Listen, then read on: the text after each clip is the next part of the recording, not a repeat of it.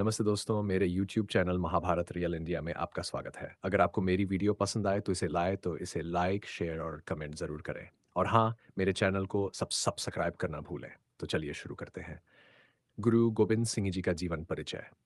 गुरु गोबिंद सिंह जी 22 दिसंबर 1600 7 अक्टूबर 1708 सिख धर्म के 10वें और अंतिम मानव गुरु थे। उनका जीवन त्याग, बलिदान और वीरता की मिसाल है। वे न केवल एक महान योद्धा थे, बल्कि एक आध्यात्मिक नेता, कवि और समाज सुधारक भी थे। उन प्रारंभिक जीवन और शिक्षा। गुरु गोबिंद सिंह जी का जन्म 22 दिसंबर 1666 को बिहार के पटना साहिब में हुआ। उनके पिता गुरु तेग बहादुर जी सिखों के 9वें गुरु थे और माता का नाम माता गुजरी था। उनका बचपन का नाम गोविंद राय था। बचपन से ही वे बहुमुखी प्रतिभा के धनी थे। उन्होंने संस्कृत, हिंदी, फारसी, ब्रज और गुरुमुखी भाषाओं का गहन अध्ययन किया।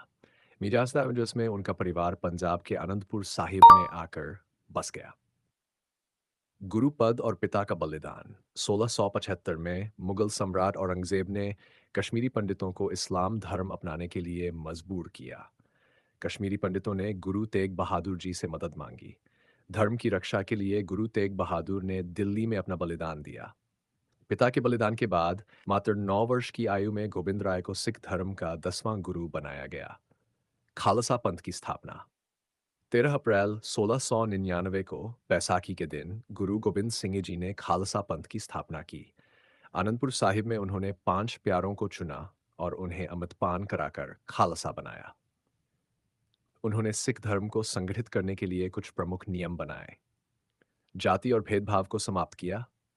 2 सिख पुरुषों के नाम के साथ सिन्हा और महिलाओं के नाम के साथ कौड़ जोड़ने की परंपरा शुरू की। 3 सिखों को 5 ककार, कड़ा, कृपान, कंघा, कच्छा धारण करने का निर्देश दिया। सैन्य नेतृत्व और युद्ध। गुरु गोबिंद सिंह जी ने धर्म और न्याय की रक्षा के लिए कई युद्ध लड़े। उनके प्रमुख युद्ध इस प्रकार हैं। भंगानी का युद्ध 1600 अजाओं के खिलाफ।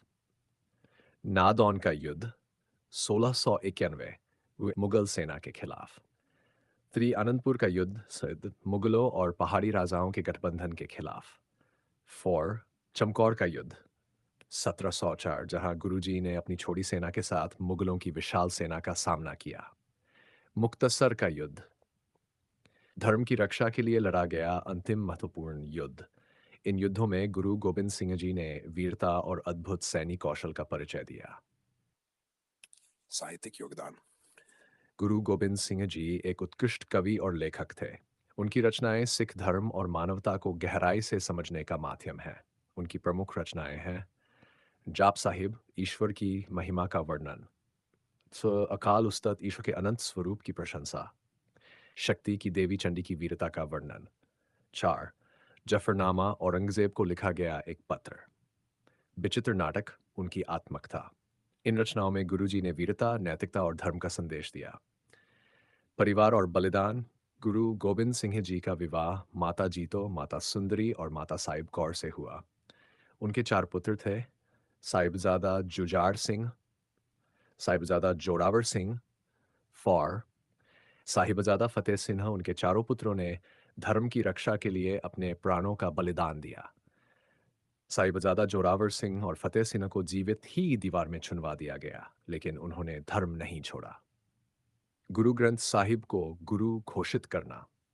अपने जीवन के अंतिम समय में गुरु गोबिंद सिंह जी ने गुरु ग्रंथ साहिब को सिख धर्म का शाश्वत गुरु घोषित किया। उन्होंने कहा, गुरु ग्रंथ साहिब ही सिखों का मार्गदर्शन करेंगे। मृत्यु और विरासत। 7 अक्टूबर 1708 को नांदेड़, महाराष्ट्र में गुरु गोबिंद सिंह जी का निधन हुआ। उनकी हत्या मुगल शासकों द्वारा करवाई गई थी। गुरु गोबिंद सिंह जी का जीवन बलिदान, साहस और धर्म की रक्षा का प्रतीक है। उनकी शिक्षाएं आज भी सिख धर्म और मानवता के लिए प्रेरणा है। धन्यवाद दोस्तों, अगर आपको ये कहानी अच्छी लगी तो इसे लाइक, शेयर और सब्सक्राइब ज़रूर करें। अगली बार फिर मिलते हैं एक नई कहानी के साथ।